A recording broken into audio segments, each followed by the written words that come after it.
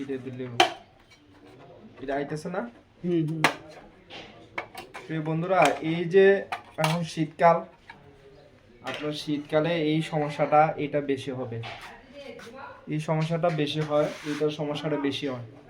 Call for service CA20 মারে এটার সমস্যার কারণে। তা আমি এই যে গ্লাসগুলা এটি একটু ভালো করে আমি পরিষ্কার করে দিব। পরিষ্কার করে দিলে হবে কি, আপনার CA20 আসবে না, কিন্তু এরপরও যদি CA20 আসে তো অবশ্যই আপনার এটা চেঞ্জ করতে হবে।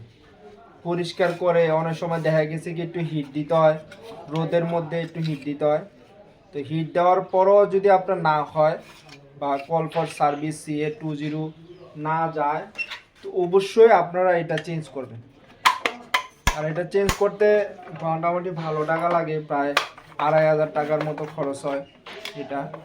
তো আপনারা যারা এই CA20 এই জাতীয় সমস্যার সম্মুখীন হয়ে থাকেন, অবশ্যই এটা খুলে ভালো করে আমার মতো পরিষ্কার করে নেবেন।